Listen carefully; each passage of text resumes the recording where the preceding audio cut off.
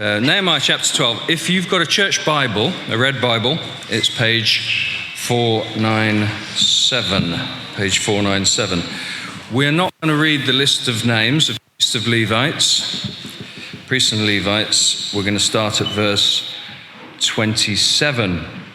So from verse 1 to 26, a big list of priests and Levites. We'll pick it up, the dedication of the wall of Jerusalem, at verse 27. There'll be some more names listed, which we might skip through to. Maybe we'll have a go at some of them. So, Nehemiah 12, verse 27. At the dedication of the wall of Jerusalem, the Levites were sought out from where they lived and were brought to Jerusalem to celebrate joyfully the dedication with songs of thanksgiving and with the music of cymbals, harps, and lyres. The musicians were also brought together from the region around Jerusalem, from the villages of the Netophathites, from Beth Gilgal, from the area of Geba and Asmaveth. For the musicians had built villages for themselves around Jerusalem. When the priests and Levites had purified themselves ceremonially, they purified the people, the gates, and the wall. I had the leaders of Judah go up on top of the wall. I also assigned 2 large choirs to give thanks. One was to proceed on top of the wall to the right, towards the dung gate. Hoshea and half the leaders of Judah followed them, along with various people named there. Verse 35, as well as some priests with trumpets, and also Zechariah, son of Jonathan, the son of Shemaiah, the son of Mattaniah, the son of Micaiah, the son of Zakkur, the son of Asaph, and his associates named there, with musical instruments prescribed by David, the man of God. Ezra, the teacher of the law, led the procession. At the fountain gate, they continued directly up the steps of the city of David on the ascent to the wall and passed above the site of David's palace to the water gate on the east. The second choir proceeded in the opposite direction. I followed them on top of the wall, together with half the people, past the tower of the ovens and to the broad wall, over the gate of Ephraim, the Jeshanah gates, the fish gates, the tower of Hanael, the tower of the 100, as far as the sheep gate. At the gate of the guard, they stopped. The 2 choirs that gave thanks then took their places in the house of God. So did I, together with half the officials, as well as the priests named there. Verse 43, on that day they offered great sacrifices, rejoicing because God had given them great joy. The women and the children also rejoiced. The sound of rejoicing in Jerusalem could be heard far away. At that time, men were appointed to be in charge of the storerooms for the contributions, the first fruits and the tithes. From the fields around the towns, they were to bring into the storerooms the portions required by the law for the priests and the Levites, for Judah was pleased with the ministering priests and Levites.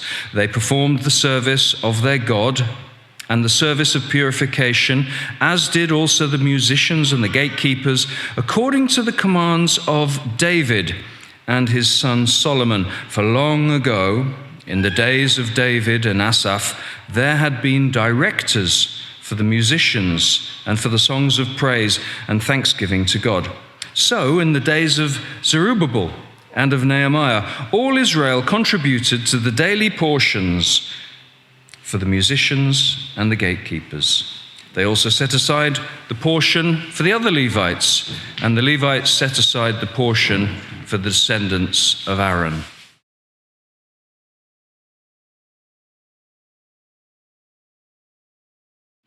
Well done. It's a bit of a marathon passage, isn't it?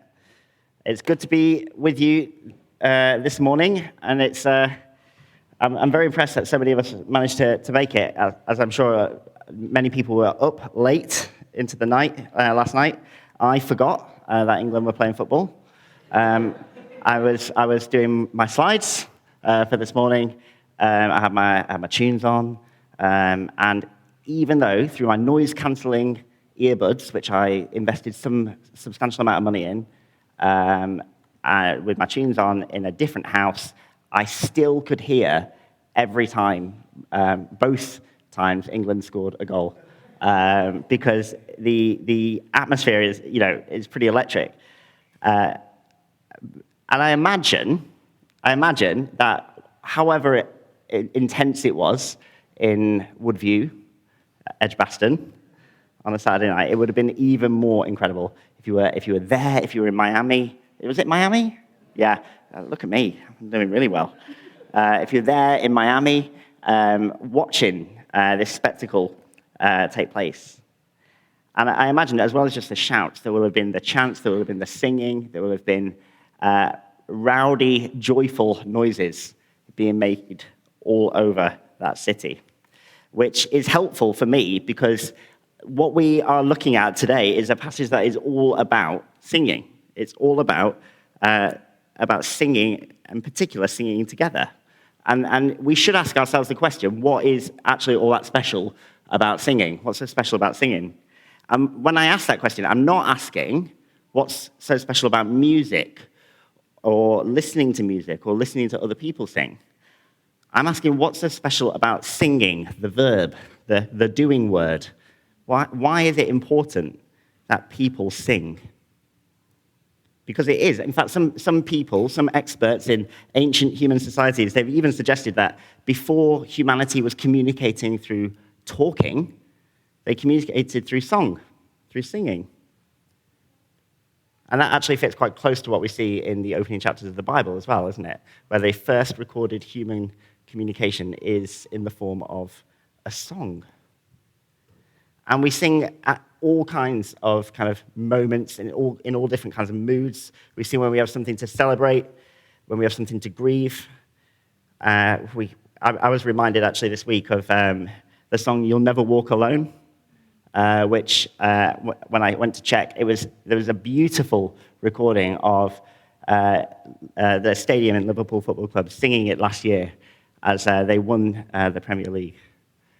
But also, 10 years ago, there's another recording that is just as beautiful, although for much sadder reasons, as the entire city of Liverpool were gathered grieving the Hillsborough disaster and demanding justice for the 96. And they sang the same song. And it was just as haunting, in a very different way. But it's not just a universal thing. Singing has a unique place, I think, in the Christian life.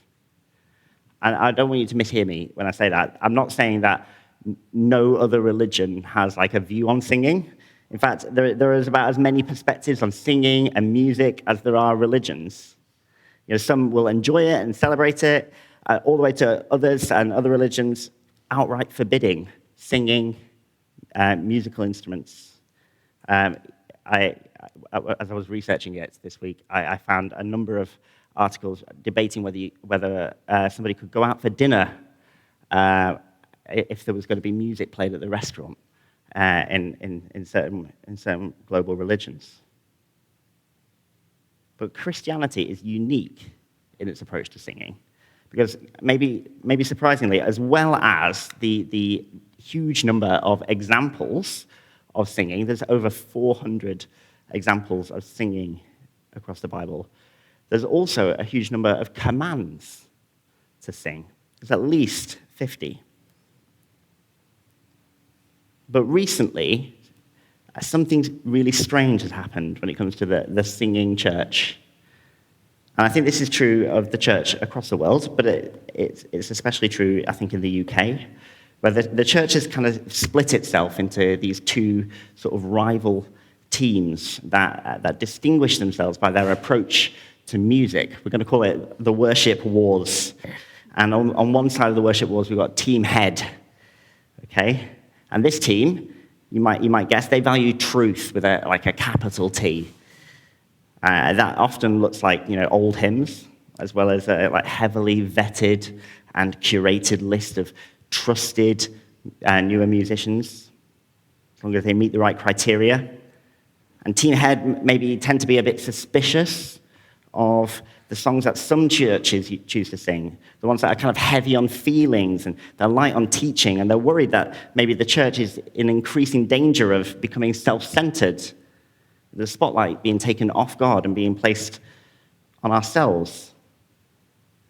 If Team Head had a slogan, I think it would be this verse from Colossians 3. Let the message of Christ dwell among you richly as you teach and admonish one another with all wisdom through psalms, hymns, and songs from the Spirit, singing to God with gratitude in your hearts.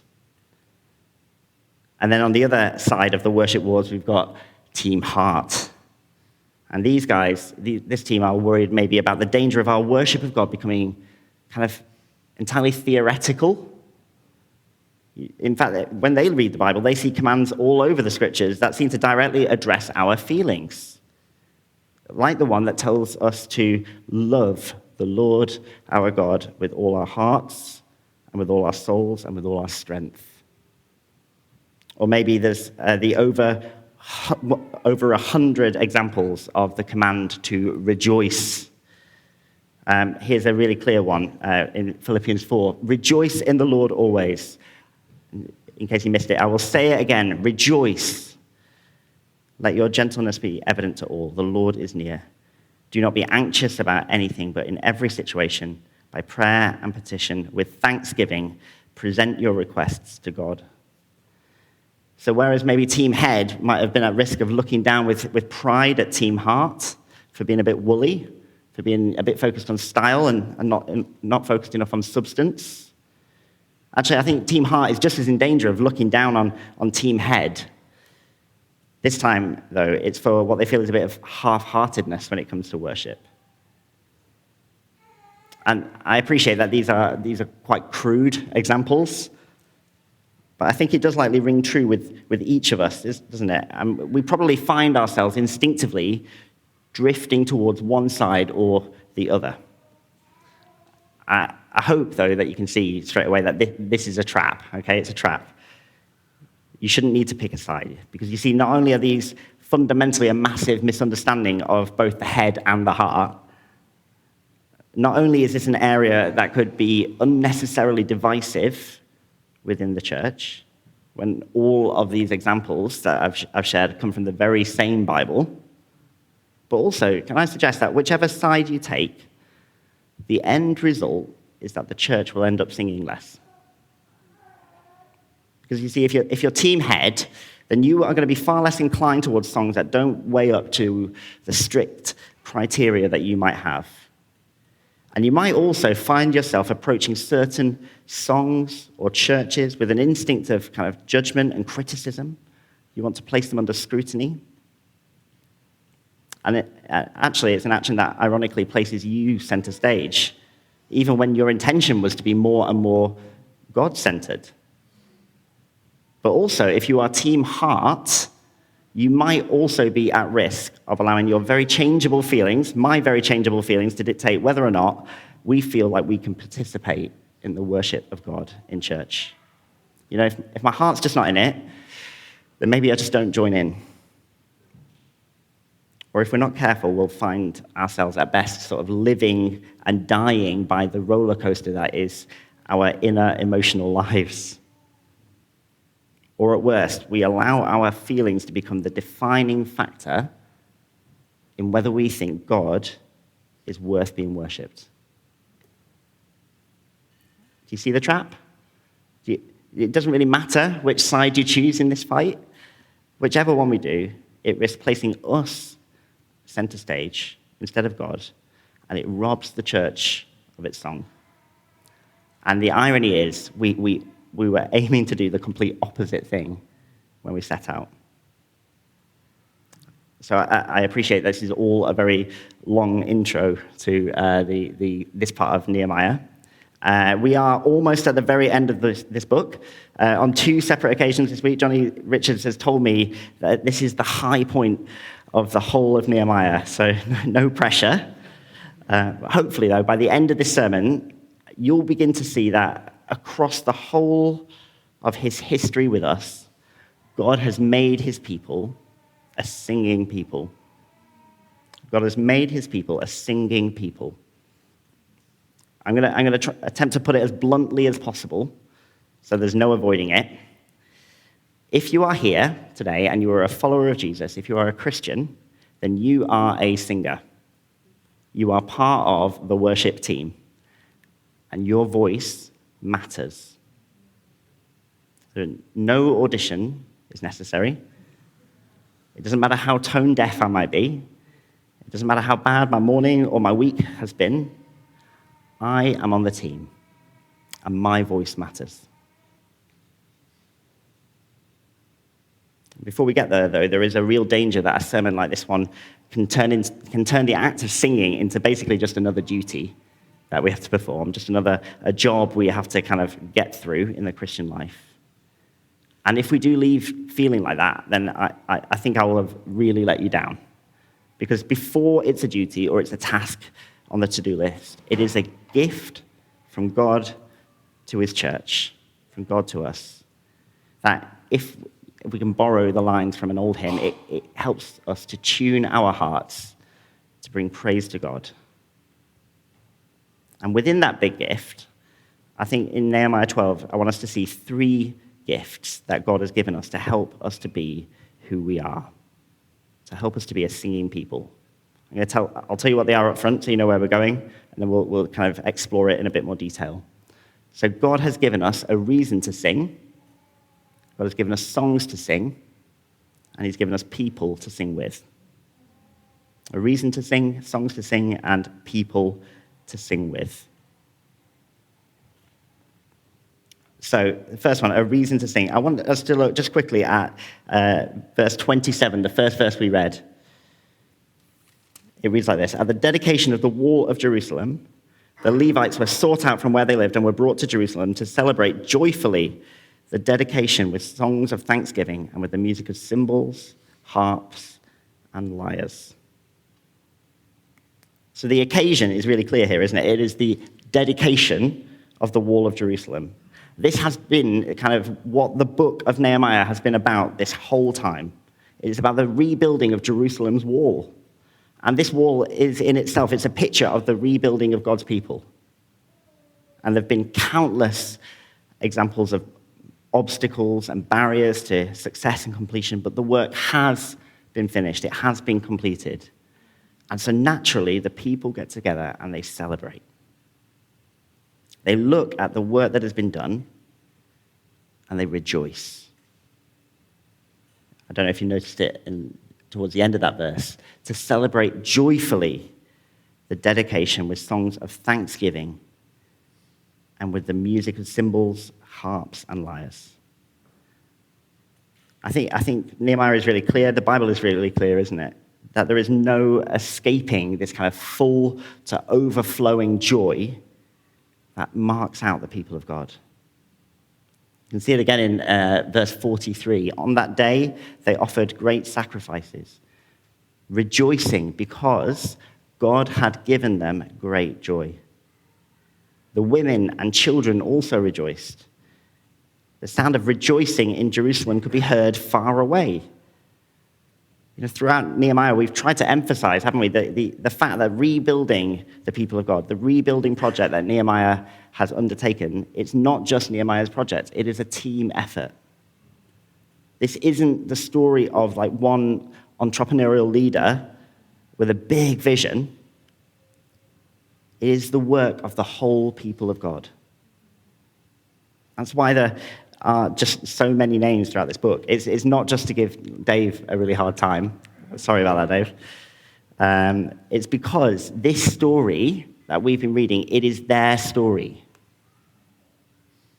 If you were to get hold of my phone and go through my YouTube watch history, you will find an embarrassingly high number of very long videos documenting people making furniture. It probably won't surprise you. And there's one guy in particular who is able to make his living not by selling furniture or by sponsorships or adverts or anything like that, but because hundreds of people from around the world, they've chosen to support his work financially on a monthly basis as patrons. And as a thank you to all of those people, every time he gets a new supporter, every time he gets a new patron, he etches their name onto his most used tool in the shop. And there's just a list of names. Every time he uses it, he sees them. This isn't like the end credits of a film, where like the only reason anybody ever sits through them is because like there's like a small like hidden scene at the end. This is a tangible reminder of every person who has actively voted with their wallet or with their efforts to make each project happen. And in the same way, every name in Nehemiah of every family that got stuck in is a reminder of the team effort that is God's great rebuilding projects. And so we see it's not just the leaders who are singing, is it? It's everyone. It's men and women and children. Everybody joins in so that the noise can be heard for miles around. A bit like my evening last night. And the message of Nehemiah is clear.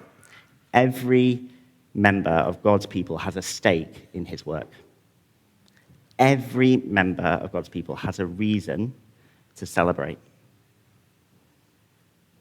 And let me be crystal clear, this isn't just because they finished building a wall.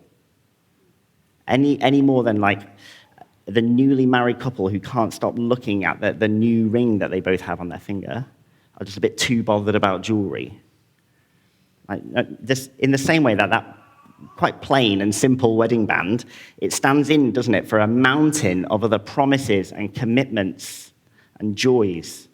This brand new wall, it stands as a monument to all of the ways that God has shown himself to be faithful, to be consistent, to be merciful.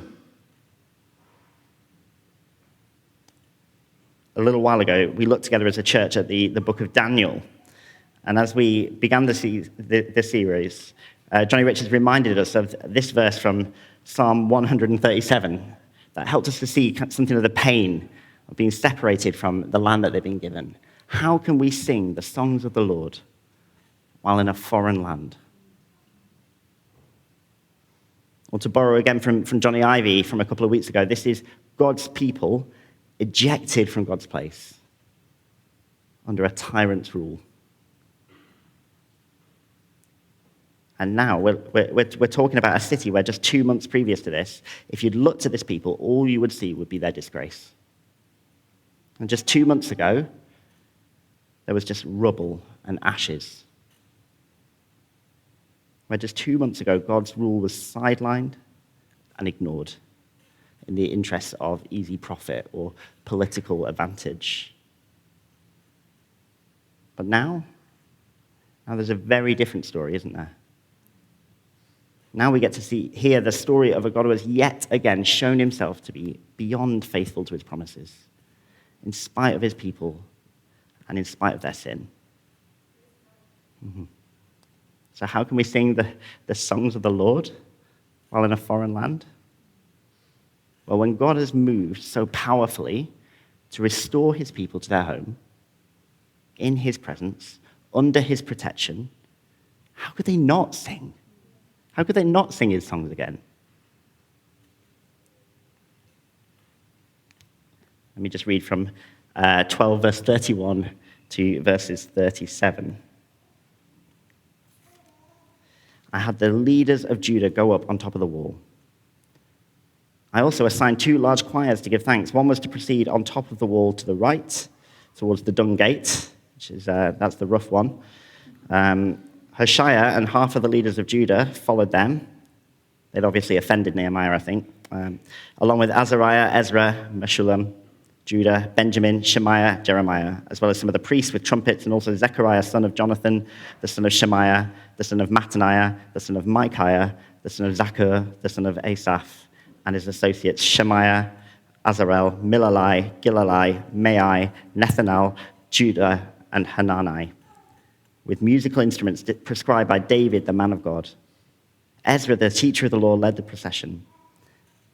At the fountain gate, they continued directly up the steps of the city of David on the ascent to the wall, and they passed above the site of David's palace to the water gate on the east.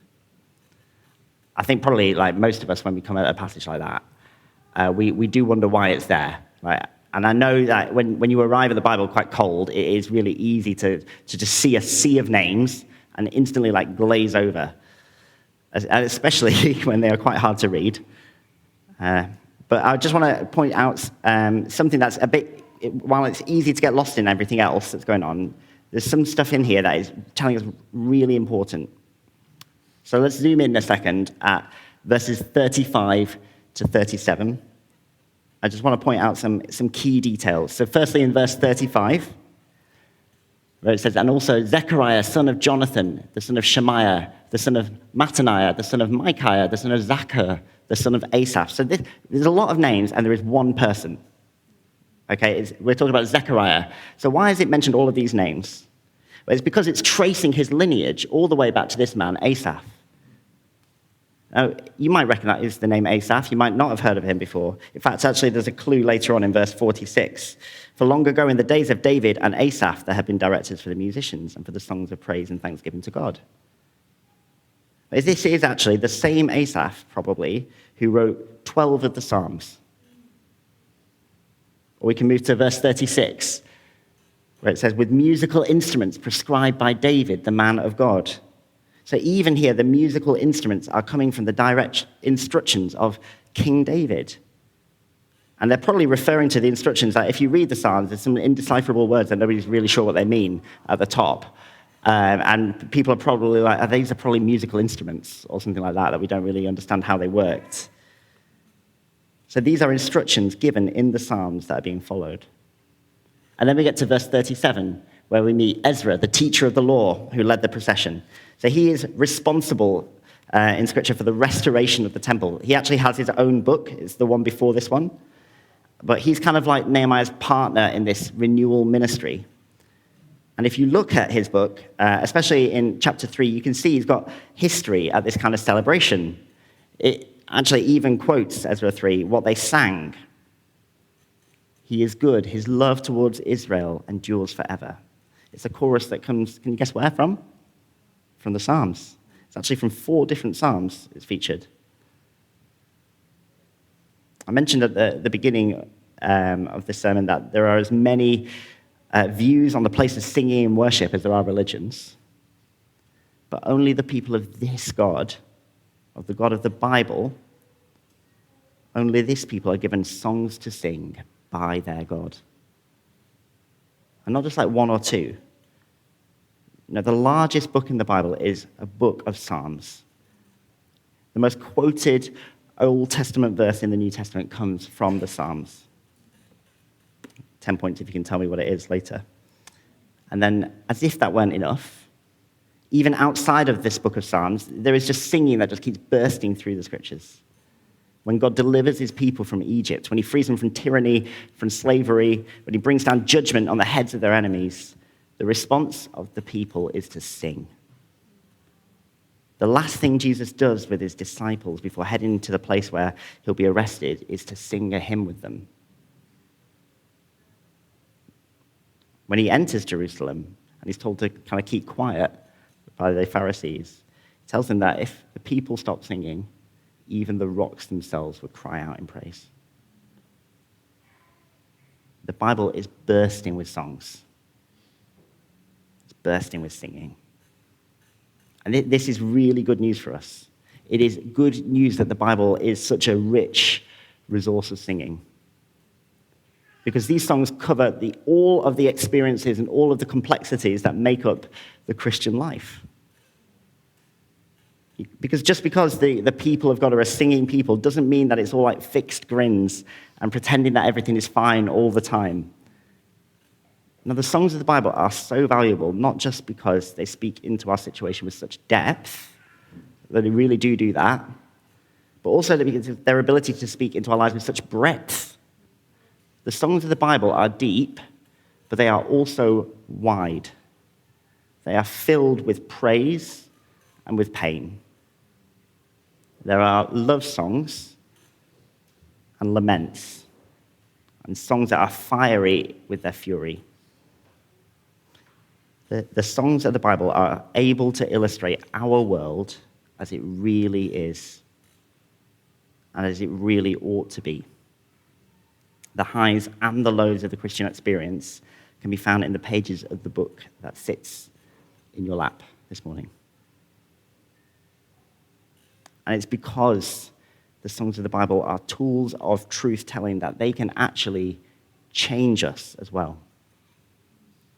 When we take the words of Scripture into ourselves and then sing them out, we aren't just describing how we feel, and we're not just downloading new information into us, like Team Heart or Team Head would want you to kind of pick between.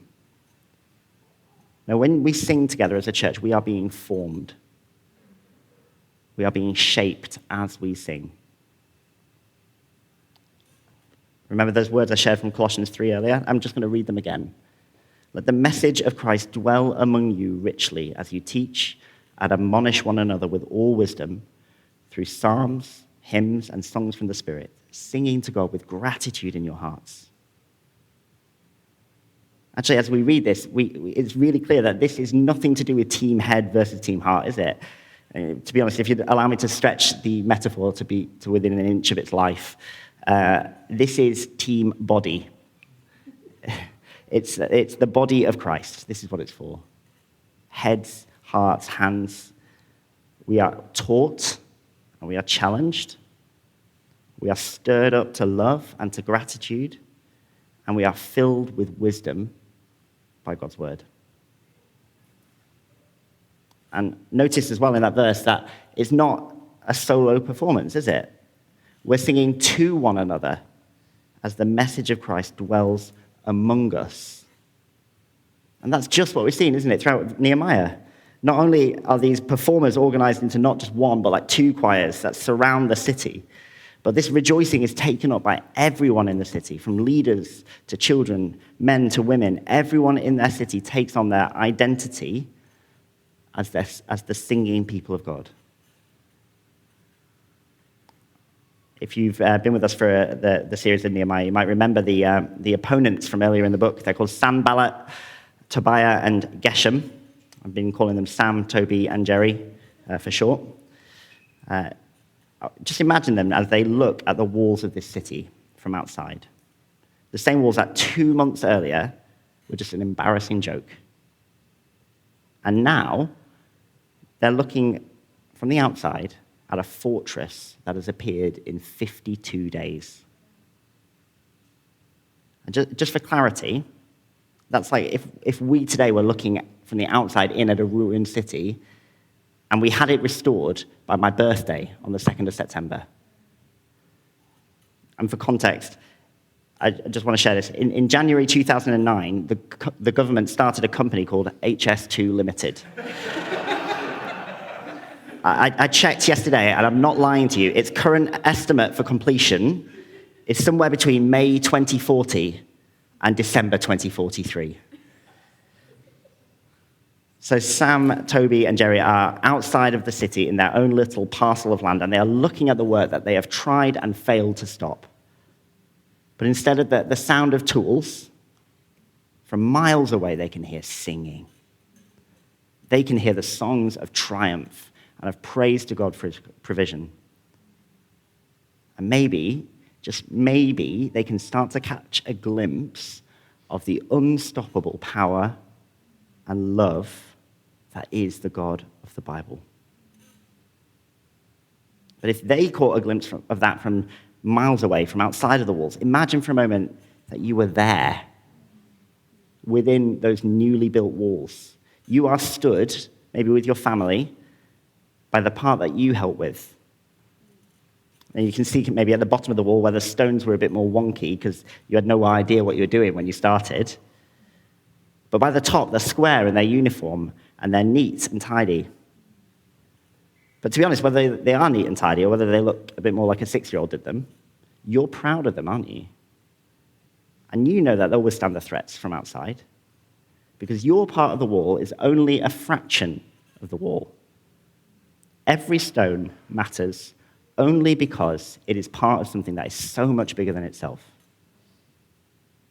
And suddenly, as those around you begin to sing loudly, unashamedly, defiantly, And as you join in, and you add your voice to that 1,000-strong choir, you realize that that stone story is your story.